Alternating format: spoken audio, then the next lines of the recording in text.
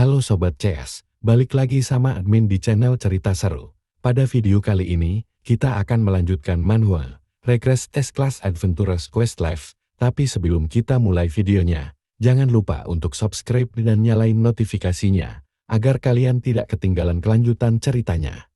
Oke, tanpa basa-basi lagi kita gas ke videonya. Sedikit mengulas part sebelumnya, di mana Miss Aki mengajak seorang wanita healer yang diselamatkannya di Dungeon di kelas untuk bergabung di party milik Miss Aki. Serta, Miss Aki berjanji akan membuat wanita healer itu menjadi petualang terkuat. Mendapatkan penawaran dari Miss Aki, tentu membuat wanita yang belum kita ketahui namanya itu sangat terkejut. Namun, dia merasakan ada sesuatu yang berbeda dari Mas Aki, yang membuat wanita itu akhirnya menerima penawaran dari Mas Aki untuk bergabung. Mas Aki kemudian tersenyum senang dengan keputusan si wanita. Tapi setelahnya, Mas Aki bergegas pergi, sambil dia berkata, "Baiklah kalau begitu, karena ada urusan, jadi aku harus pulang dulu." Tentu tindakan Mas Aki yang meninggalkannya di dalam dunia seorang diri, membuat si wanita sangat heran. Dia hanya bergumam, "Apa kau sungguhan, setega itukah dirimu Mas Aki?" Lalu Sin berpindah, memperlihatkan Mas Aki yang kali ini sedang berada di kantor petualang. Terlihat, dia sedang menyerahkan batu sihir yang didapatkannya di dalam dunia. Melihat batu sihir yang dibawa oleh Mas Aki berasal dari Dungeon Frozen Shadow, tentu membuat petugas itu sangat kagum. Dia mengatakan, dengan batu sihir ini, tentu akan membuatmu dipastikan naik ke tingkat kelas. Menanggapi itu, Mas Aki bergumam, "Bagus sekali, berkat ini, aku bisa naik ke tingkat dik tanpa harus memerlukan undangan." Petugas itu kembali berkata, sambil memasang ekspresi herannya, "Naik peringkat tanpa job itu belum pernah aku dengar sama sekali." Mas Aki pun lalu menerima bayaran atas batu sihir miliknya sebesar 216.620 yen. Kemudian, dia berniat untuk memberikan sebuah hadiah untuk Natsu. Akhirnya, dia memutuskan membeli cupcake untuk diberikan kepada Natsu. Mas Aki lalu pergi ke rumah sakit untuk mengunjungi adik kesayangannya. Namun saat itu, Natsu sedang tertidur. Meskipun tidak bisa ngobrol dengan adiknya, Mas Aki tetap merasa senang, karena terlihat Natsu dalam kondisi yang sangat baik. Sambil memandang adik kecilnya, Mas Aki kembali bergumam, bahwa dia tidak akan membiarkan Natsu mati. Dan mungkin, bertemu dengannya adalah sebuah takdir, sambil Mas Aki mengingat wanita yang ditemuinya di dalam dunia. Kekuatan wanita itu juga berkaitan dengan pengobatan Natsu. Jadi itulah alasan kenapa Mas Aki mau mengajak wanita itu untuk bergabung dengannya. Karena Natsu tidur, Mas Aki kemudian mencoba memasukkan cupcake yang dibelinya ke dalam kulkas. Tapi karena tidak muat, terus daripada dibuang, terpaksa Mas Aki memakan cupcake itu sendiri. Tentu, tindakan Mas Aki membuat suster yang berjaga merasa heran. Kirain mau diberikan pada yang sakit, malah dimakan sendiri, gimana datu orang. Lalu, Mas Aki terlihat duduk di luar untuk menelpon seseorang. "Halo, ini Kiyomi Aki." Orang yang ditelepon pun membalas, senang kamu menelpon." Mas Aki mengatakan, "Aku ingin memberitahu bahwa aku telah menyelesaikan tugas darimu." Berpindah ke sebuah hotel yang sangat mewah. Terlihat, seorang wanita yang sedang menjawab telepon dari Mas Aki. Dia mengatakan, "Kamu kembali dari Frozen Shadow sebagai orang tanpa job kan?" Mas Aki membalas, "Iya, berkatmu, kini aku bisa berkembang. Tapi bentar guys, ini kenapa ada sesuatu yang bikin gagal fokus guys?" "Oi, apa ini cuk?" "Itu Mbak Alis cuk. Mama mantap sur." Lanjut, Mbak Alis mengatakan, "Memang ada sesuatu yang aku lihat padamu, apa kamu ingin aku memberikan dungeon lainnya?" Mas Aki lalu mengatakan, "Bukan itu yang aku ingin katakan. Ada seseorang yang ingin kubantu untuk berkembang, dan aku pikir kau sepertinya memiliki banyak koneksi. Dia itu seorang healer yang sangat menjanjikan. Aku ingin kau memasukkannya ke dalam party yang memiliki necromancer." Sambil tersenyum senang, Mbak Alis membalas, "Kamu itu selalu ingin melakukan hal yang tidak biasa ya?" Mas Aki membenarkan hal tersebut. Bukankah itu adalah hal yang sangat menarik? Diketahui sinergi antara healer dan necromancer akan membuat seorang healer berkembang dengan sangat cepat. Pengetahuan itu didapatkan oleh Mas Aki pada kehidupan sebelumnya. Raut wajah Mas Aki berubah kesal saat Mbak Alis mengajukan permintaan kembali pada Mas Aki. Tetapi, karena Mas Aki telah berjanji pada wanita healer, serta sambil dia membayangkan ekspresi si wanita healer bila dia membohonginya, Mas Aki pun terpaksa menerima permintaan dari Mbak Alis. Mbak Alis tersenyum senang dan dengan pose seksui mengatakan, "Baiklah, aku akan mengaturnya untukmu," dan dalam hati dia berkata, "Dia ini benar-benar orang yang sangat menarik." Lalu scene berpindah. Pada keesokan harinya, Mas Aki kembali mendatangi kantor asosiasi untuk menerima plakat kenaikan kelas miliknya dengan wajah berbinar-binar. Petugas itu memberikan plakat pada Mas Aki. Tapi, ekspresi Mas Aki sangat datar, seperti tidak ada yang spesial dari kenaikan kelas miliknya, yang membuat petugas itu sangat kaget. Petugas itu langsung menanyakan, "Apa-apaan dengan ekspresimu itu? Naik ke kelas itu susah loh. Banyak sekali orang yang sudah menyerah." Namun, Mas Aki tidak menanggapi ucapan dari petugas. Ya tentu saja, soalnya Mas Aki kan mantan S-Class di kehidupan sebelumnya. Naik ke kelas doang, bagi Mas Aki mah easy. Pembicaraan mereka pun terhenti saat kedatangan seseorang yang membuat sisi tempat itu menjadi ribut. Lalu diperlihatkan 3 orang manusia, di mana mereka adalah Revenant dan mantan petualang kelas D. Melihat mereka, Mas Aki bergumam, mereka adalah petualang yang melakukan kejahatan, serta membuat petualang lainnya merasa ketakutan. Petugas pun menghela nafas, sambil berkata, pekerjaan pengawas Revenant itu sulit didapatkan. Sepertinya kali ini juga akan sulit. Mas Aki yang mendengar hal itu berkata, "Aku akan melakukannya." Tentu petugas itu kaget dan menanyakan, "Apakah kamu serius? Sudah banyak orang yang tidak ingin melakukannya." Namun, Mas Aki membalas, "Tenang saja, aku tidak apa-apa." Mas Aki lalu bergumam, "Yang terpenting, pekerjaan ini menghasilkan uang. Aku juga mengerti cara menangani Revenant. Yang terpenting adalah, untuk jangan terlalu terlibat, jangan pernah meremehkan mereka, dan juga, jangan pernah memberikan mereka harapan." Petugas pun akhirnya setuju dengan kemauan Mas Aki. Lalu, dia meminta Mas Aki untuk menandatangani sebuah berkas, dan Mas Aki pun melakukannya.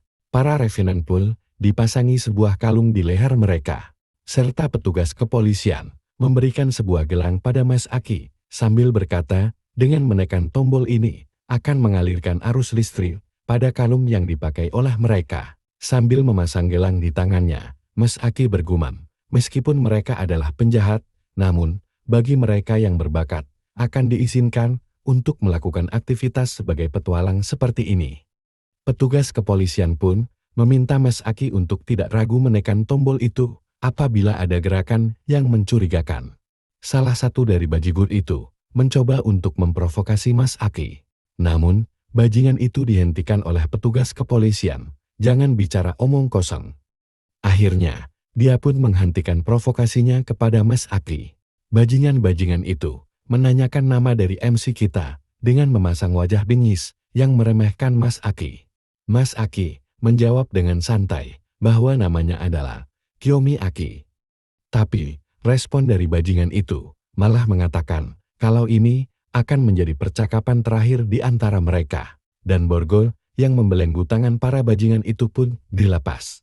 Sambil berjalan memasuki Dumean, bajingan berambut kuning berkata dengan senyum psikopatnya, "Nampaknya, pengaas kali ini sangat murah hati, itu membuatku sangat bersemangat." Dan dibalas oleh bajingan berambut hitam, "Mohon bantuannya ya pengawas." Lalu kita dibawa ke dalam Dumean di kelas Inferno Depths. Dumean yang berbentuk seperti gunung berapi, serta lahar yang terus mengalir, membuat semua orang mengeluh akan panasnya. Bajingan berambut hitam kemudian mengatakan dengan raut wajah yang mencurigakan, "Sudah jangan mengeluh, orang itu sudah memberikan kita kesempatan." Entah siapa yang dimaksud oleh bajingan itu. Mereka yang tiba-tiba menghentikan langkah kaki mereka, membuat Mas Aki tersentak kaget. Para bajingan itu lalu menatap dengan bengis ke arah Mas Aki.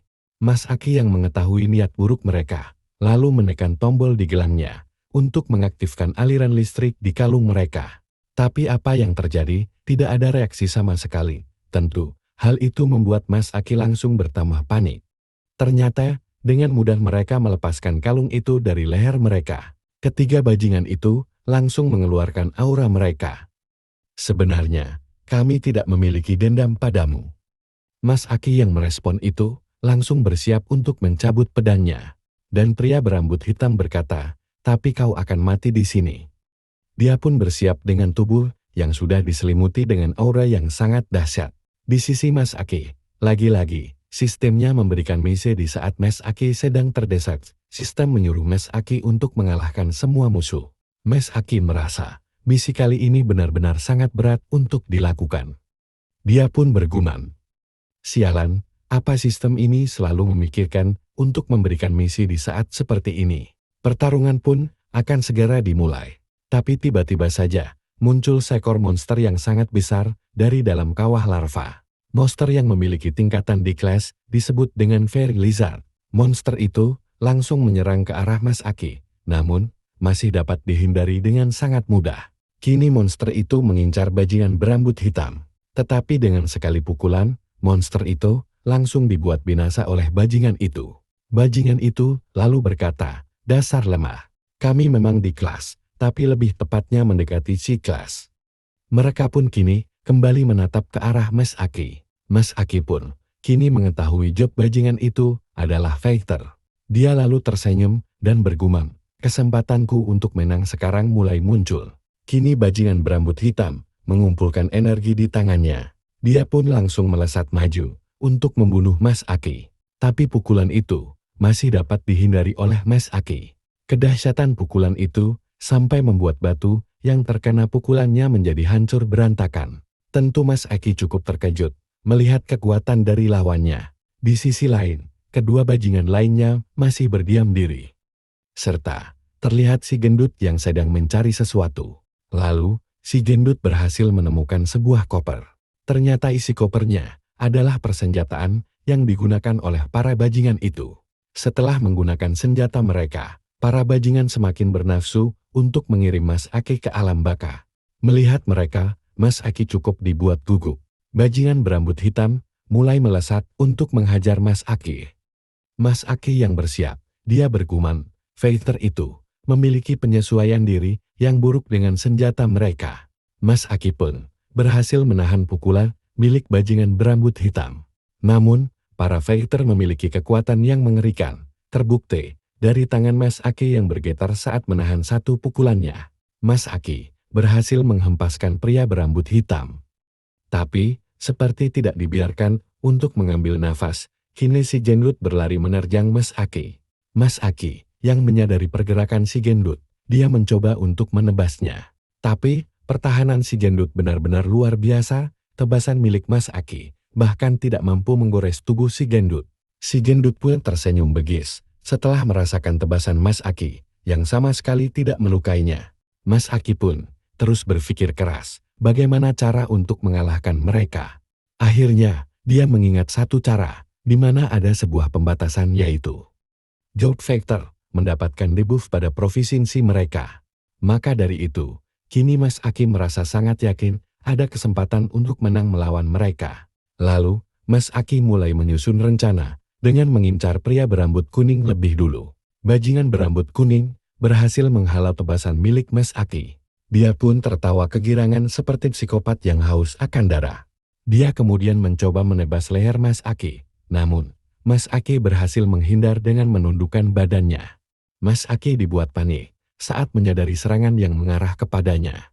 Serangan yang dilakukan oleh si gendut itu telat disadari oleh Mas Aki, yang membuat kini dia harus menerima serudukan telak di badannya. Tubuh Mas Aki pun terpelanting dengan cukup keras. Terlihat wajah Mas Aki yang merasa kesakitan. Memang harus menghadapi 3 orang yang lebih kuat itu sangat merepotkan. Sambil memegang kembali pedangnya, Mas Aki bergumam, tapi aku bisa merasakan perbedaan provinsi di antara kita. Mas Aki lalu menghela nafasnya dan memasang kuda-kuda untuk bertarung dengan serius kali ini. Bajingan berambut hitam merasakan ada sesuatu yang aneh dengan bocah di hadapannya. Lalu dia berteriak kepada rekan-rekannya untuk tidak menahan diri dan mengeluarkan semua kekuatan mereka. Mereka bertiga pun mengeluarkan skill yang bernama penguatan tubuh, yang membuat pancaran aura kekuatan mereka meningkat signifikan. Lalu tiba-tiba muncul sistem yang memberitahu Mas Aki bahwa dia telah mempelajari skill baru. Bajingan berambut kuning berkata, "Hoi sialan, sekarang apa yang bisa kau lakukan?" Dengan tawa mengejek Mas Aki. Tapi tanpa disadari, kini Mas Aki sudah berada tepat di hadapan bajingan itu, yang membuat ekspresinya berubah menjadi wajah ketakutan. Ternyata, sistem memberitahu skill yang dipelajari Mas Aki adalah skill penguatan tubuh. Itu merupakan keunggulan tanpa job, yang membuat Mas Aki bisa belajar dengan sangat cepat. Mas Aki lalu mengeluarkan skill Flaming Sword Blast. Meskipun bajingan berambut kuning mencoba menahannya, tapi tetap saja serangan itu sangat kuat. Tubuhnya pun berhasil tertebas oleh pedang milik Mas Aki. Bajingan berambut kuning akhirnya berhasil ditumbangkan oleh Mas Aki dengan sekali tebas. "Bagus, satu orang telah tumbang," ucap Mas Aki. Dia pun bergumam, "Untung saja, provinsi berfungsi di waktu yang tepat, dengan ini kondisi akan berbalik." Si Gedut yang melihat rekannya berhasil ditumbangkan, dia berteriak, "Keparat, aku akan membunuhmu." Dia pun berlari untuk menghajar Mas Aki. Merespon serangan si gendut, Mas Aki mengeluarkan skill Skyward Sword Dance. Skill itu tidak berefek pada tubuh si gendut, namun hal itu membuat si gendut merasa heran. Bagaimana bisa pria tanpa job bisa menggunakan skill milik monster? Si gendut pun terus berlari dan menghantam tubuh Mas Aki. Tapi setelahnya, dia kembali dibuat kebingungan karena tidak menemukan tubuh Mas Aki di tumpukan batu yang dihancurkannya. Ternyata, Mas Aki berhasil menghindari serangan si gendut dengan melompat ke atas. Kini Mas Aki pun bersiap melakukan serangan balasan. Dengan sekuat tenaga Mas Aki menebas tubuh si gendut.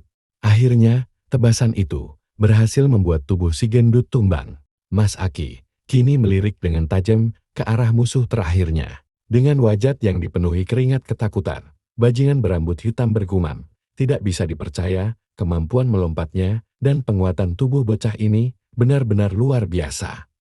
Panikkan kau sekarang, songong si." Dia pun berkata kepada Mas Aki, "Sialan, kau ini apa? Kenapa ada orang sekuat ini?" Kemudian, dia berteriak dengan menyebutkan nama seseorang. Ini tidak sesuai dengan kesepakatan Aki Rasan. Mendengar nama Aki Rasan membuat Mas Aki bertanya-tanya. Tapi hal itu membuat Mas Aki menjadi lengah. Kakinya kini berhasil dicengkram oleh si gendut. Si gendut pun berteriak, "Aku pasti akan keluar ke dunia luar." Tentu saja, situasi itu membuat Mas Aki sangat panik. Benar saja, tindakan si gendut kini dimanfaatkan oleh bajingan berambut hitam untuk membunuh Mas Aki. "Kerja bagus. Pegang dia erat-erat," ucap bajingan berambut hitam sambil melesat ke arah Mas Aki. Pukulannya pun mendarat tepat di kepala Mas Aki, yang membuatnya memuncratkan darah, dan tubuh Mas Aki pun terpental dibuatnya. Mas Aki pun merasa sangat kesakitan akibat pukulan bajingan itu. Bajingan itu pun tersenyum puas, karena yakin Mas Aki akan segera tewas. Pandangan Mas Aki kini mulai buyar, serta dia merasakan sulit untuk bernafas. Tetapi dia terus mengingat wajah Natsu dan menguatkan tekadnya untuk segera bangkit. Tentu melihat Mas Aki yang belum tumbang, kembali membuat para bajingan itu kembali panik. Mas Aki, yang masih berusaha untuk berdiri, mengatakan, "Aku tidak boleh kalah. Aku pasti akan menyelamatkan Natsu." Mas Aki kini kembali mengeluarkan skill penguatan tubuh, dan sebari dia berkata pada para bajingan itu, "Maaf ya, tapi aku juga punya alasan untuk tidak mati di sini. Dan, ayo kita akhiri di sini." Mas Aki lalu melesat dengan kecepatan yang sangat luar biasa, tanpa mampu dihindari oleh para bajingan itu. Tebasan dari Mas Aki pun berhasil menumbangkan para bajingan-bajingan itu. Dibarengi dengan kemunculan notif sistem yang menunjukkan keberhasilan misi kali ini, serta sistem akan memberikan sebuah item sebagai hadiah. Mas Aki memperoleh sebuah kunci yang belum diberitahu apa kegunaannya. Layar sistem lalu muncul memberikan pilihan kepada Mas Aki untuk menggunakan item kunci atau tidak. Namun, Mas Aki lebih memilih untuk menyimpan item itu terlebih dahulu. Mas Aki memutuskan untuk keluar dari Dungel dengan menggendong ketiga bajingan itu. Kejadian itu tentu membuat para petugas yang berjaga di luar menjadi panik dan menanyakan kepada Mas Aki, sebenarnya apa yang telah terjadi di dalam Dungel. Belum sempat menjawab pertanyaan dari petugas, tubuh Mas Aki tidak sanggup lagi untuk berdiri dan akhirnya Mas Aki pun jatuh pingsan. Para petugas yang melihat itu meminta untuk segera memanggilkan bantuan medis. Lalu Shin memperlihatkan seseorang yang sedang menerima telepon. Dia menanyakan, bagaimana bisa kau mengalami kegagalan? Dan seseorang yang di dalam telepon pun hanya meminta maaf karena adanya seorang pengganggu. Lalu, dia menanyakan identitas dari si pengganggu itu. Dan orang yang di dalam telepon mengirimkan identitas seseorang yang tidak lain itu adalah Mas Aki. Setelah memastikan identitas itu benar-benar akurat, pria itu tersenyum dengan mengerikan. Ikhlas dan tanpa job, ini benar-benar sangat menarik. Diketahui, nama pria itu adalah Akira Babazono dan berprofesi sebagai penyiar model. Namun, profesi sebenarnya dari Akira Babazono adalah petualang S-Class dan pemimpin dari klan pembunuh Blood Serpent. Dia tersenyum mengerikan, dan sembari memegang dagunya, dia berkata, berani-beraninya kau menyerang bawahanku, lihat saja ini akan selesai dengan cepat. Oke kawan, sampai di sini dulu perjumpaan kita, sampai jumpa di next video, jangan lupa untuk like dan subscribe.